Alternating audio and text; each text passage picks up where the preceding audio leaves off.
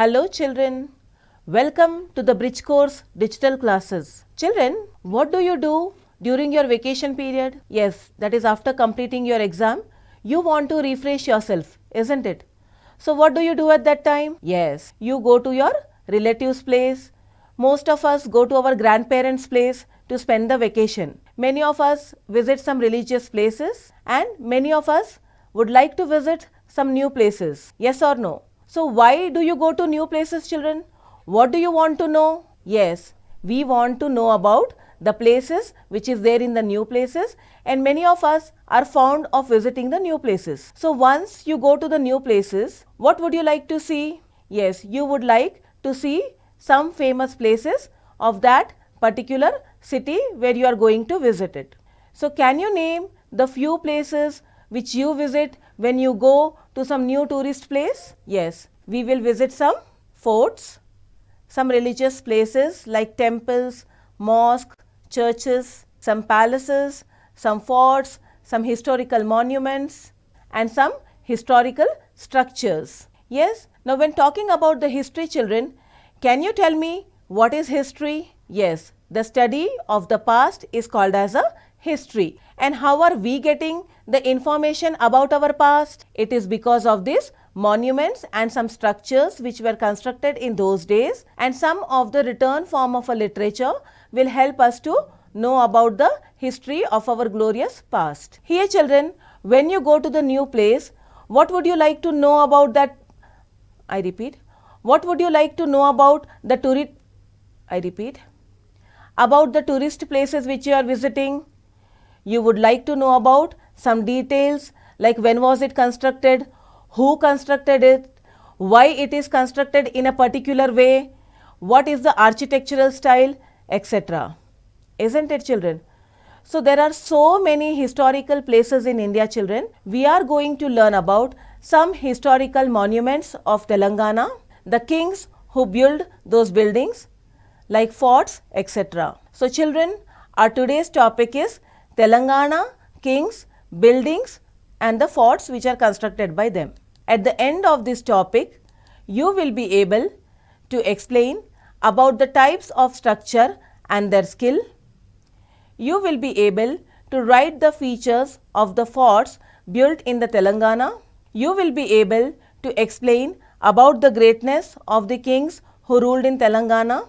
You will be able to identify the places having forts in the Telangana map. You will be able to compare the structures constructed in the past with that of the present structures, and you will be able to explain about the Vanaparthi fort, the Golconda fort, the Orugullu fort and the Khilashpur fort. Children, before we learn about the structure, let us find out why these structures were built and who built it. These beautiful structures were built by kings and their officers, and these structures were mainly of two types. One is of the grandiose places and other is of the structures which are meant for the public activities. Grandiose places in sense, children, which is having a beautiful outlook, lavish places with beautiful lights, intricate carvings on the walls, beautiful paintings and the big rooms, and which is mainly meant for the royal families, that is the ruling families like the kings, the leaders and their ministers and the people who are having a very high position at the administrative level. And talking about the structures which are meant for the public activities comprises of some temples, mosque, church, granaries where the food grains can be stored, some halls where the public meetings can be conducted, etc. So total of the buildings were divided into two types. One is of the grandiose places and the other is about the structures which are meant for the public activities. Now let us learn about each of it in detail. We will begin with the forts, palaces and tombs. Forts are the buildings with the high walls and which are protected by the guards. Yes children, inside the fort you will find a mini city. That means it comprises of the royal families administering it. You will find the ministers inside it. You will find some agricultural lands, some artisans making some handicrafts. Inside the fort, children, you will find the mini city comprising of the people involved in different activities. and it will be having a great wall surrounding it, and it is always protected by the guards. That means if some enemies are going to attack the fort, they will be able to know, and at the same time they will be protected also. And these forts will be having multiple gates. They will be having 4 gates on 4 sides so that they can stop the enemies, and if in case the enemies enters the forts, they can rescue the people from the other gates. Now talking about the other structure, children, it is the palace. Palace is meant for the kings to live in, and palaces are having a very lavish outlook. It will be having very big rooms with lot of artifacts, with beautiful paintings on the walls and intricate designs which are made on the walls. In fact, it is very different from the ordinary houses, and it is mainly meant for the people of the royal family. And the other structure comprises of the tombs. Tombs are the places, children, where the people are buried after death. Now you will be wondering what is so great, but the kings in the olden days, children, were having a very royal lifestyle, and even they wanted to maintain that royalty. They wanted to maintain their royalty after the death also. So even for their tombs, the big buildings were constructed, and you can find many such places having tombs in many parts of India. For example, in Hyderabad, we have Golconda tombs, which comprises the tombs of the royal family of Quli Qutub Shah dynasty, and even you can find a Humayun tomb in Delhi. These are just a few examples, children. If you go all over India, you will find some tombs as well. So these was about the grandiose places. Now let us learn about the other structure. The other structure comprises of the public activity building.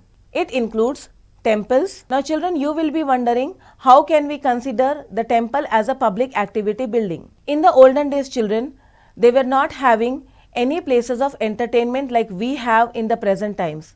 We have so many shopping malls, we have a theatres to go around and entertain ourselves. But in the olden days, temple was considered as a social hub. It was a place where the people will not only go to worship the god, but it is a place of a public meetings as well. How the festivals are to be celebrated, when it is to be celebrated, what are the new things that has to be included during the festivals, and many other important meetings related to the family, that is the personal meetings as well as the professional meetings, were also conducted in the temples. Not only temples, children, we are talking about the other religious places also, like temples, mosque, church, etc.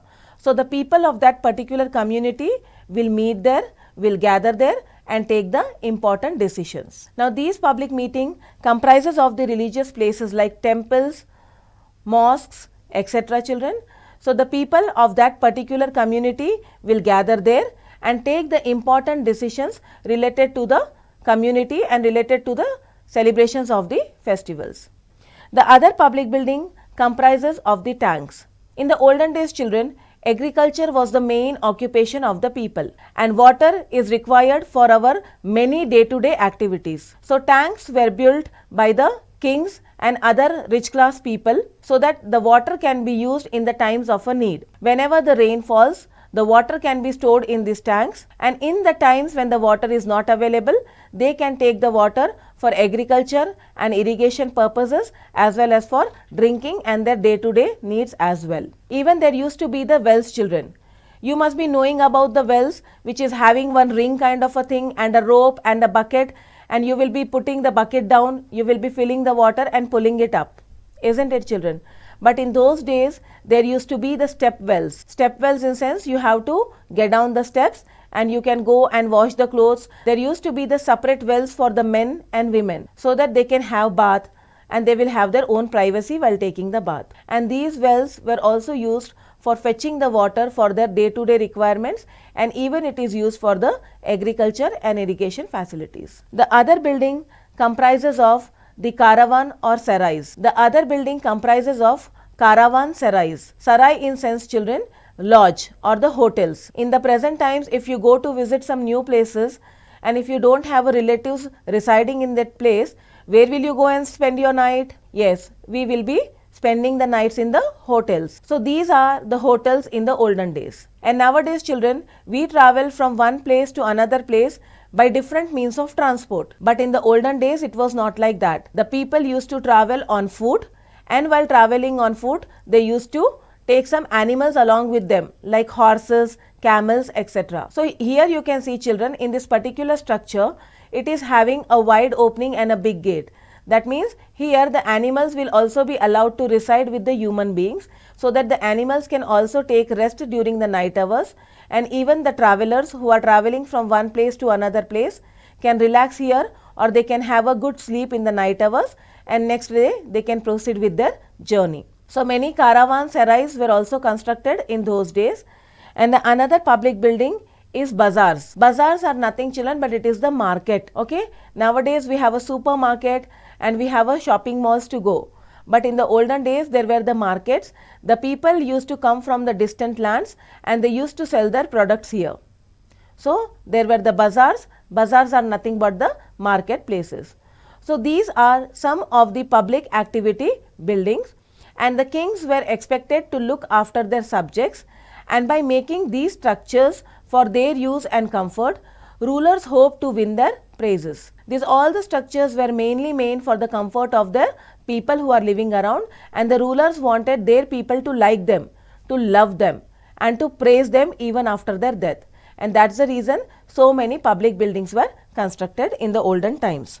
And this construction activity was also carried out by some other rich section of the society like merchants. Yes, even they used to give some donations in the form of a land or in the form of a gold or cash for the construction of the religious places like temples, mosques, and even for the constructions of wells and tanks. Now children, let us have a look at some of the important forts in our Telangana, and let us see the districts in which they were built, and let us know about the dynasties or the kings who have constructed that monuments, and let us learn about the kings and the dynasties that have constructed those buildings. We will begin with the Orugallu Fort in Warangal district, which was constructed by the Kakatiyas. It is in Warangal district children. Then comes the Gadwal Fort, which you will find in Jogulamba district, and it was constructed by Somanadri, and it was constructed by King Somanadri. It is in Jogulamba, Gadwal children. And then we will learn about the Rachakonda Fort, which is found in Nalgonda district, and it was constructed by Recharla Singama Nayaka in Nalgonda district. And then comes the Golconda Fort, which you can find in district Hyderabad, and it was constructed by Kuli Qutub Shah in Hyderabad. Then we have Domakonda Fort, which is in Kamareddy district, and it is constructed by the Kamineni dynasty. Here children, you can see the locations as well. I am showing you the locations also where you can find these forts. Next comes the Bhuvangiri Fort, which is constructed in Yadadri district, and it was constructed by Tribhuvana Malla Vikramaditya. Then we have Devarkonda Fort, found in Nalgonda district, and it was constructed by Recharla Padmanayaka in Nalgonda. And then we have Khammam Killa in the district Khammam, which was constructed by the Kakatiyas. Then we have Falaknuma Palace in Hyderabad district, which was built by Sir Vikar ul Umra in Hyderabad. Then we have Vanaparthi Fort, which you will find in the district of Vanaparthi. It was constructed by Janum Veera Krishna Reddy. Then we have a Khilashpur Fort in Jangaon district, and it was constructed by Sarvai Papanna in Jangaon. And then we have Medak Killa in Medak district, and it was constructed by Pratap Rudra. So children, these are some of the forts which we find in our Telangana state. So our Telangana state is also our Telangana state is also very rich in the cultural heritage. Aren't you proud of being the citizen of Telangana state? Yes, we are all very proud. And if you get a chance children, you please go and try to visit all these forts, because it will tell you about the history of our glorious past. There are many forts symbolizing the history of Telangana state. Some forts like Orugallu Fort, Gadwal, Golconda, Rachakonda, Devarakonda, Bhuvanagiri, Domakonda, Vanaparthi, etc. are very famous forts. Kings in those days used to construct the forts for the protection from the enemies or as a symbol of their victories. they used as an evidence to the hundreds of years of history. So children, these are the forts which were constructed in the olden times, and you can see the architecture is so strong that till the date they are standing still. It is not disturbed. Isn't it amazing, children? Now let us begin about one of the fort, that is the Vanaparthi fort. You can find Vanaparthi fort in the district of Vanaparthi of our state. It is 140 kilometers away from Hyderabad, and the place is called as Vanaparthi. Do you know why the place got that name, children? Because the place was surrounded by many forests. Vana means forest. So the place surrounded by forest was called as Vanaparthi. Hence the place got the name as Vanaparthi. It was constructed by Janam Veerakrishna Reddy. The founder of this Vanaparthi estate was Janam Veerakrishna Reddy. He used to live in Patapalli in 1510 Common Era, and he built a fort in Sugur near Patapalli and shifted his residence to Sugur, and it was named as the Sugur estate from then onwards. Though he was from Patapalli, children, he shifted to Sugur and he has constructed the fort there, and he called it as a Sugar estate. Now this Sugar estate was the subordinate kingdom under Golconda Sultans. Children, in the earlier topic, I told you that the work of the kings in the olden days was only the expansion of kingdom, and they were not having time to look after their whole kingdom, so they were taking the help of their subordinates. So this Sugar estate was also the part of the Golconda Sultans. Golconda Sultan has given this particular part to Janam Veerakrishna Reddy and asked him to look after that particular place. And because of this, the Sugar estate has come into existence. They were looking after the area and they were helping in the administrative affairs to the Golconda Sultans. During those days, Golconda was ruled by Sultan Kuli Qutub Shah, and the estate rulers were called as Reddy Rajulu, that is Reddy kings. The capital of estate was changed from Patapalli to Sugur, from Sugur to Peddajanampeta, from Peddajanampeta to Kottakota, and later to Srirangapuram. Ramakrishna Rao was one of the Reddy lords, and he shifted the capital from Srirangapuram to Vanaparthi in 1807 Common Era. Vanaparthi continued to be its capital until it merged into the Indian Union in 1947, that is after our country got independence in 1947. Here in Vanaparthi, children, total of 15 generations ruled from 1510 Common Era to 1948 Common Era. There were total of 17 kings and 6 queens, and the kings of these estate worked hard for the development of agriculture, that is by the construction of the tanks, wells, etc. They did a lot for the development of the agriculture. They constructed total of the 7 huge tanks in the villages that fall under the range of their estate, and these 7 tanks were called as Sapta Samudralu, that means 7 seas. And these tanks provided irrigation facilities to the thousands of acres of land. Drinking water needs were also served by these tanks. So children, this was all about the Vanaparthi fort. If you get a chance, do go and visit that fort and get some more information and share it with your friends. Now let us learn about the another fort, that is the Warangal fort. It is also called as a Musunuri, which is a historical site, and it is also known as the fort of the Kamma Nayaka kings and the fort of the Kakatiyas. It is 2 kilometers away from the Warangal railway station. It is located at the distance of 12 kilometers from Hanmakonda, and it was built in the 12th century. Children, when Kakatiyas became king, their first capital was Hanmakonda. Later it was shifted to Orugallu, that is Warangal. So children, this particular fort is located at the distance of 12 kilometers from Hanmakonda. Now children, the fort is not there. Because of the times, only the remains of the forts are visible. If you go there, you will not find the full fort. The fort is fallen, children, but only the remains of the fort are there. But there are the masonry pillars of the fort, and which are used as the royal seal of the present day Telangana state. Here children, this is called as a Kirti Toranam. of Kakatiya rulers, and this is used as the royal seal of present day Telangana. Here children, now you will be wondering, how do I have information about all these places? Isn't it? I told you the study of the past is called as history, and we do know about the history with the help of the inscriptions. So about these places children, there are large number of inscriptions. Inscriptions means the notes which are written on the walls of the temples or on the copper plates. In those days there were no pens and papers like we have in our present times. So the people used to inscribe it on the walls of the temples. So you can find many such inscriptions in Bayaram, Thousand Pillars Temple, Nagulapadu, Pillalamari, Palampeta, Kondaparthi, Bhutpur, etc. And all these inscriptions tells us about the activities of the kings, queens, chiefs, farmers, herders and traders. That means who all the people have contributed to the society and who all have done some needs which is helpful for the society. Everything will be inscribed on the walls. And with the help of those inscriptions, I am able to teach you these lessons today.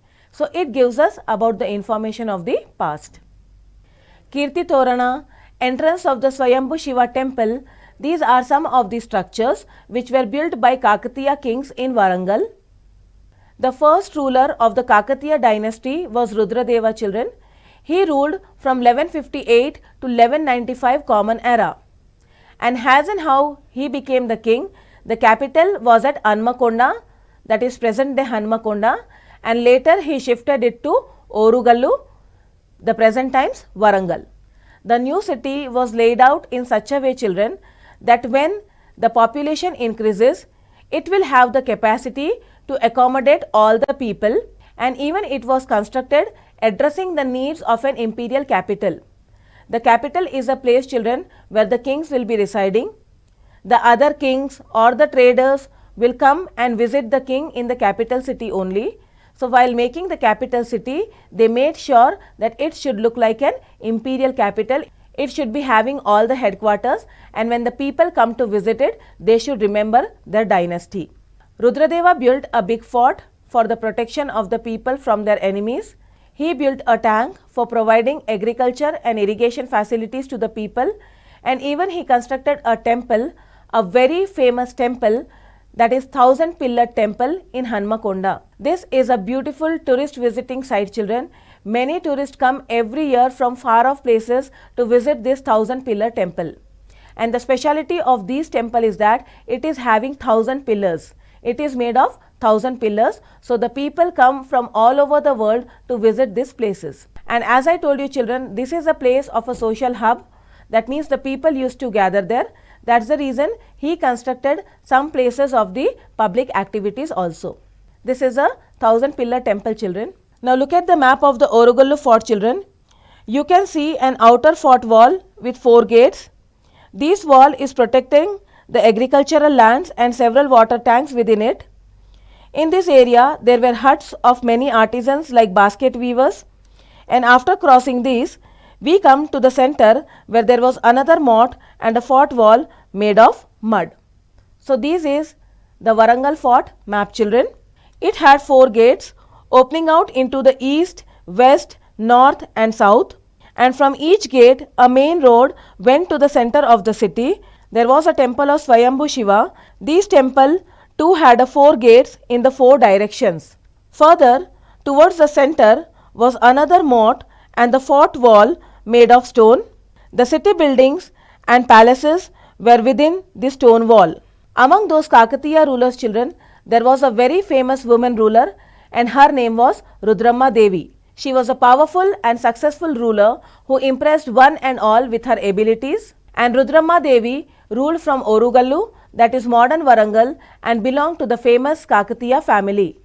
She ruled from 1262 Common Era to 1289 Common Era, that is for nearly 27 years. Now let us learn about the Golconda Fort. It is an ancient city. It is 11 kilometers away from Hyderabad, that is the capital of Telangana state. Golconda city, the fort, is total of 120 meters and it is built on a high black stone hill A large tower was built around the fort to protect it. Golconda is a complex of 4 different forts, one built around the other. The Qutub Shahis played a major role in the fortification of the fort, and during the reign of the Nizams, there was a mound on the east side outside the fort, and the Nizam built a wall around the fort which he considered difficult to move if it was invaded by the enemy. Now if you will go and visit the fort, children, you will find like it is an unbuilt one. The fort is 10 kilometers long and it is having 87 crescent shaped towers and it has a long wall. Some of the towers still contain the artillery. Artillery means the weapons which are used in the warfare like cannons, guns, swords, etc. And there are also 8 lion gates, 4 drawbridges, lots of palaces, mosques, temples, stables and so on. Above all, children, the fort is very famous for Fateh Darwaza, which is called as the Gate of Victory.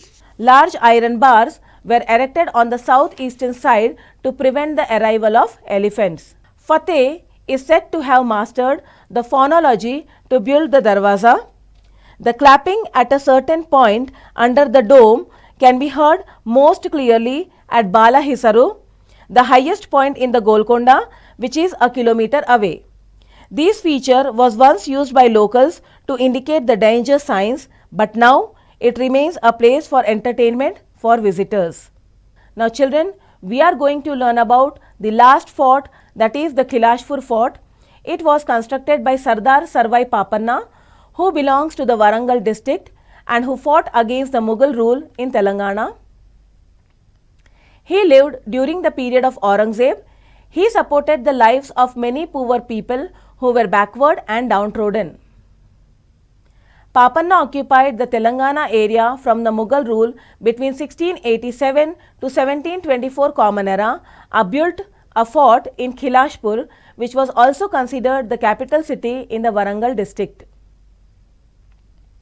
Having seen the operations and atrocities committed by Mughals during that time, he raised a small army for himself for fighting against Mughals and trained them in guerrilla attacks. Papanna controlled the forts of Bhuvangiri, Kolanapaku of Nalgonda, Tatikonda, Cheryala of Warangal, Huzurabad, Husnabad of Karimnagar, and he constructed his first fort in Sarvaipeta with the aim of expanding his rule. He constructed forts in Tatikonda, Vemulakonda and Shapuram. An existing check dam constructed during the rule of Papanna in Tatikonda shows that he was a development-oriented king to develop the region under his control. However, in a long battle at Tatikonda, later at Kilashpur, he escaped, but he was caught and beheaded in 1712 Common Era. So children, these are some of the forts of Telangana.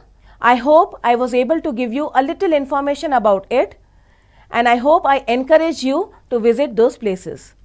Now let us have a quick recapitulation of what all we learned today. Children, today we learnt about the Telangana rulers and some important buildings constructed by them. Then we learnt about the important forts of Telangana state. There we covered the Vanaparthi fort, the Golconda fort, the Orugallu fort and the Kilashpur fort. And we were also able to locate the forts on the map of Telangana. Based upon our today's topic, here comes your assignment. I am going to give you some questions. Please note down in your notebook. You have to explain about the types of structures and their skill. You have to write the features of the forts built in the Telangana. You have to explain about the greatness of the kings who ruled Telangana. You have to identify the places having forts in the Telangana map. You have to compare the structures constructed in the past with that of the present. And you have to explain about the Vanaparthi fort, the Golconda fort, the Orugallu fort and the Kilashpur fort. So along with this question, children, please practice the worksheets which are published by SCRT. You can procure these worksheets from the official website of SCRT. So children, I hope I was able to take you to the virtual trip to the Telangana state, and I think you found it interesting. With this, I take your leave. Keep learning. Thank you.